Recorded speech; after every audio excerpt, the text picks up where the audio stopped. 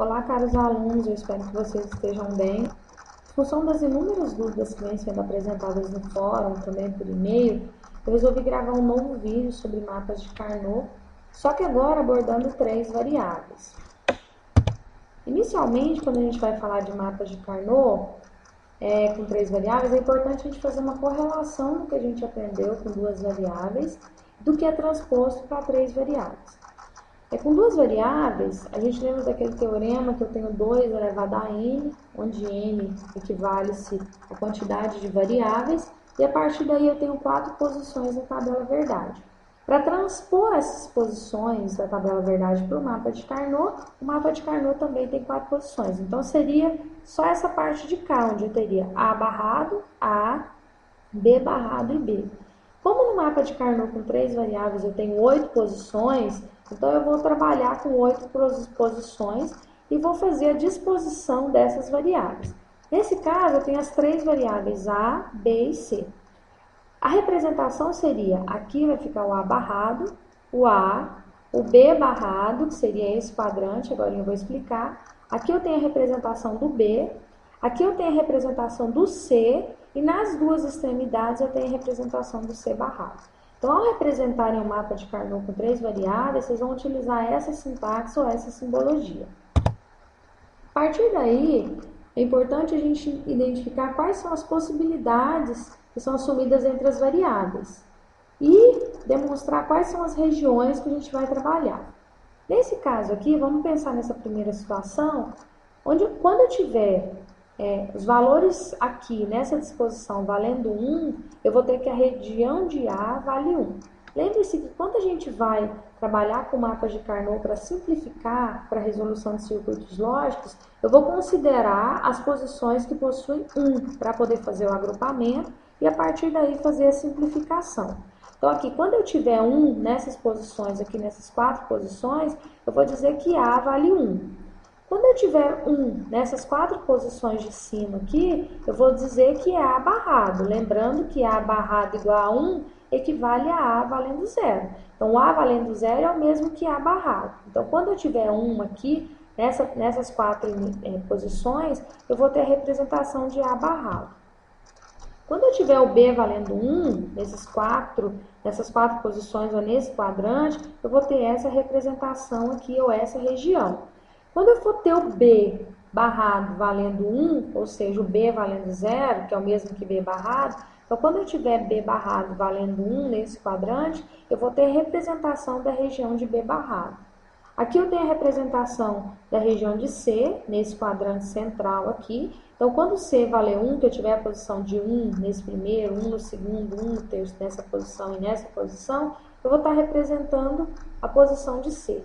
E quando eu tiver 1 nessas duas posições, extremidade, nessas duas, eu vou ter a representação de C barrado. Então é importante a gente entender essas regiões, porque no momento que a gente for fazer simplificação do mapa de Carnot para a criação dos circuitos lógicos, eu preciso saber quais são as regiões. Então aqui eu tenho a região de A, aqui eu tenho a região de A barrado, aqui eu tenho a região de B, representada nesse quadrante, aqui eu tenho a região de B barrado, aqui eu tenho a região de C, nesse central, e aqui eu tenho a representação de C barrado. Em seguida, nós precisamos entender como que eu vou transpor uma tabela verdade, os casos estabelecidos numa tabela verdade para um mapa de Carnot que possui 8 posições, ou 3 variáveis. Nesse caso aqui, observa que criou-se uma tabela verdade, onde eu tenho nessa primeira linha o caso 0, aqui o caso 1, aqui o caso 2, aqui o caso 3, caso 4, caso 5, caso 6 e caso 7. A partir daí eu preciso transpor. Como que eu transponho? Nesse primeiro quadrado eu tenho a representação do caso 0, aqui eu tenho a representação do caso 1, o caso 2 fica na minha extremidade, depois eu tenho o caso 3 representado aqui, em seguida eu tenho o caso 4, o caso 5, o caso 6 vem para essa extremidade e o caso 7. Então, o que diferencia, por exemplo, uma representação com 2 variáveis é que com 2 variáveis é sequenciada. Eu tinha o caso 0, caso 1, caso 2 e caso 3. Nesse caso, é sempre importante lembrar que o caso 2 fica na extremidade e o caso 6 também fica na extremidade. Isso é importante porque se eu não estabelecer essa posição, no momento que eu for preencher, eu vou ter problemas, porque aí eu vou preencher errado. Então, nunca se esqueçam, eu sempre vou ter o caso 2 na extremidade, depois o caso 3, e o caso 6 na extremidade e o caso 7 estabelecido aqui. Então, eu proponho agora a gente construir um mapa de Carnot para essa tabela verdade aqui. Então, observe que eu tenho as soluções aqui já, lembrando que esse é o caso 0, caso 1, 2, 3, 4, 5, 6 e 7, como está estabelecido nessa representação. E agora, simplesmente, eu preciso preencher. Como que eu preencho, então? Esse primeiro, que é o caso 0, vem para cá, para essa posição. O segundo, que é o caso 1, vem para essa posição. O caso 2 é representado na extremidade, então aqui eu tenho a representação do caso 2 aqui. O caso 3 é representado aqui. Depois eu tenho o caso 4, que seria esse aqui. Depois eu tenho o caso 5, que seria esse. Aqui eu tenho o caso 6, que é esse valor 1. E aqui eu tenho a representação do caso 7. Então, quando vocês forem representar uma tabela verdade no mapa de Carnot, com 3 variáveis, tentem sempre se lembrar que nas extremidades, o caso 2 e o caso 6, eles ficam dispostos nas extremidades. A partir daí, para realizar a simplificação através de agrupamentos no mapa de Carnot, é importante a gente identificar algumas características, algumas definições.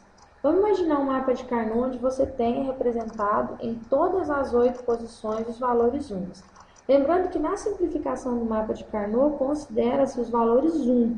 Então, eu vou fazer a simplificação, seja através de oitava, de quadrante, que eu vou falar há pouco, de pares ou individuais mesmo, considerando os valores 1 que foram estabelecidos.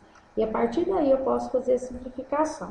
Então, na oitava é quando eu tenho todos os valores em todas as posições 1. Então, quando vocês executarem um mapa de Carnot, preencherem um mapa de Carnot, que ele tiver essa situação, eu vou ter a seguinte simplificação, S valendo 1. Outra situação é o que a gente chama de quadra, quando eu tenho valores 1s, combinações de valores 1s por 4 quadras ali próximas. Então, nessa simplificação, eu tenho aqui nesse caso, como eu tenho nessa linha, a gente viu anteriormente que essa região refere-se ao A barrado. Se eu fosse simplificar, eu teria S igual a A barrado, porque os valores 1 estão representados na região de A barrado. Nesse caso aqui, esse é o quadrante que refere-se ao B barrado. Então, simplificando, eu teria S igual a B barrado, porque nesse quadrante eu tenho representação de valores 1. Nesse outro mapa de Carnot, esses valores 1 estão na quadra de C, ou no quadrante de C. Lembre-se que essas duas posições referem-se a C barrado e essas duas posições referem-se a C barrado. Então, nesse caso, eu teria qual solução? Solução é igual a C barrado. Aqui eu tenho a posição de C e nesses dois da extremidade eu tenho a posição de C barrado. Depois, além do quadrante, eu tenho também a posição que a gente chama de pares. Essa figura abaixo, ela representa como exemplo 2 pares entre os 12 possíveis no diagrama de 3 variáveis. Então, eu tenho esse com esse formam um par e eu tenho esses dois aqui, a junção desses dois que formam um par. Nesse caso aqui, eu tenho representação de quê?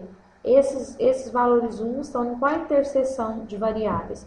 Eu tenho A barrado, C barrado. Então, esse 1 está na posição do C barrado. E esse 1 e também na posição do A barrado. Então, qual seria a solução aqui desse número aqui? Eu tenho S é igual a A barrado, porque ambos estão na posição de A barrado, C barrado. Então, acontece a interseção entre essas variáveis. Nesse caso aqui, eu tenho qual interseção? Eu tenho A, C. Ambos estão na região A, mas também ambos estão na região C. Então, uma interseção dos dois, ou um agrupamento, uma simplificação, seria S é igual a AC. E isso para esses pares aqui. Só que existem situações onde alguns termos são representados isoladamente. Isso acontece quando os casos de entrada eles não têm simplificação. Então, por exemplo, se eu fosse representar esse primeiro número aqui, esse número 1, ele está na interseção entre 3 valores. Ele está o A barrado, ele está no B e ele está no C barrado. Então, como que a gente vai representar? A barrado, B, C barrado. Então, para me representar a simplificação, nesse caso não tem simplificação, mas a representação desse item aqui seria S é igual a barrado, está no quadrante do B também e está no quadrante do C barrado. Então, A barrado, B, C barrado. Esse aqui tem qual representação? Ele está na intersecção de A, no quadrante do A, no quadrante do B e no quadrante do C. Então, seria A, B, C. Então, a representação da localização desse termo isolado seria AS igual a A, B, C. E agora eu proponho um exemplo. Um exemplo baseado no ED 03, as questões 3 e 4. Eu tenho recebido algumas dúvidas referente a essas questões, então eu criei um exemplo parecido que dá para a gente representar essas situações para ajudar vocês a fazer, ok? Aqui eu proponho, construa um agrupamento no qual João e Maria se casam, se eles se amam ou possuem filhos. Observem que eu tenho 3 proposições. A primeira, eu poderia criar A, João ama Maria. A segunda, B, Maria ama João. E eu poderia criar uma C, João e Maria podem ou não ter filhos. Então a situação é essa, o João vai casar com a Maria se eles dois se amarem, ou se eles possuem ou não filhos. Então, tanto faz eles ter filhos como não ter filhos, eles vão se casar do mesmo jeito, porque eles se amam. Então, vamos imaginar aqui. Se João ama Maria, vocês concordam comigo que o valor dessa variável vai ser igual a 1 dessa proposição? Porque ele ama Maria. Então, nós vamos considerar no mapa de Carnot a posição que foi igual a 1. Aí eu tenho Maria ama João. Se Maria ama João, isso é verdadeiro. Então, no caso, eu tenho um valor 1. Então, nós vamos considerar no mapa de Carnot a posição onde o B foi igual a 1. E na C, eu vou ter 2 situações. Porque eles podem ou não ter filho. Então, eu vou considerar no mapa de Carnot onde o C foi igual a 0 e o C foi igual a 1. A partir daí, como eu tenho os valores, eu criei as proposições. A partir dessas proposições, eu atribuí valores. Então, nós vamos identificar no mapa de Carnot onde acontece essa intersecção. De A valer 1, B valer 1, C valer 0, C valer 1. Então, vamos imaginar. O João ama Maria é o A. Então, aqui eu tenho a linha do João ama Maria. Maria ama João é o B. Então, eu tenho esse quadrante aqui. Então, eu tenho que pensar na intersecção desse quadrante com esse quadrante. E eu tenho uma terceira situação. Vamos trabalhar primeiro com C valendo 0. Tá? Então, vou trabalhar, com C valendo 1, que foi o que eu representei aqui, mas tanto faz se eu representar primeiro um ou primeiro outro. Então, vamos imaginar, o João ama Maria, Maria ama João, já identifiquei que João ama Maria, Maria ama João. Se eu falo que João e Maria podem ter filhos, vocês concordam comigo que é aqui que o C tem que valer 1? Se eu falo que eles não podem ter filho, aonde que vai valer 1? Ele vai valer 1 aqui. Por que ele pode valer aqui e não aqui? Porque é aqui que acontece a intersecção onde Maria ama João, que vale B. Então, vou representar primeiro essa situação. Então, eu tenho João ama Maria, está nessa linha, Maria ama João. Então, eu já sei que a intersecção vai acontecer entre uma dessas duas células aqui. Primeiro que nós vamos representar é o 1, quando eles podem ter filhos. Nessa situação aqui, eles podem ter filhos. Nessa de cá é quando eles não podem ter filhos. Então, quando eu digo João ama Maria, está representado aqui. Maria ama João, está representado aqui. E se eu digo que eles podem ter filhos, que eles possuem filhos, não é aqui que o C vai valer 1, então aqui é a representação do 1. Agora, o segundo caso é que João ama Maria, Maria ama João, mas eles vão se casar se não tem filhos. Não é o C que tem que valer 0, não é nessa posição que ele vai valer 0, ele vale 0 aqui e ele vale 0 aqui. Só que a intersecção de A com B e C barrado vai acontecer onde? Aqui. Então, nessa representação, sem fazer nenhuma tabela verdade, sem trabalhar com nenhum conectivo, eu começo a pensar quais são as situações, quais são os valores atribuídos, considerando que 1 para o verdadeiro e 0 para o falso, e a partir daí eu começo a fazer a intersecção na tabela verdade. Essa é uma forma mais fácil de fazer. Tem como fazer com conectivos, mas se eu fizer dessa forma é mais fácil. Nessa situação, as outras posições vão ser o quê? Todas falsas, ou todas 0. Vamos imaginar agora a situação onde eu dissesse assim, ó, João ama Maria, Maria ama João, mas eles vão se casar se eles dois se amam e não possuem filho. Só se eles não possuem filho. Então, João vai casar com Maria se eles se amarem e se não possuírem filho. Então, vamos pensar, onde é que João e Maria, onde está representado? Não está representado aqui? Tem que estar representado aqui. Maria ama João aqui. Agora, a questão deles não podem ter filhos. Se eles não podem ter filho, não é o ser barrado que vai negar a questão de ser, da questão de ter filho. Então, aqui teria representando 1 e aqui estaria quanto? O 0. Agora, se eu digo que João e Maria só podem se casar se ambos se amam e já possuem filhos, como que eu representaria isso no mapa de Carnot? Aqui eu teria a intersecção de João e Maria, aqui Maria ama João, mas para eles possuírem filhos, o C tem que valer 1. E é só nessa região que o C pode valer 1. Então aqui teria 1 e aqui teria quanto? Teria 0. Ok? Então espero ter ajudado vocês, ter esclarecido algumas dúvidas. Eu estou à disposição no fórum de dúvidas. Nós vamos nos encontrar na próxima segunda-feira. Na segunda nós vamos ter uma webconferência das 7 às 8 horas. Eu espero, das 7 às 8 horas da noite, eu espero encontrar vocês e estou à disposição para esclarecimento de dúvidas, ok?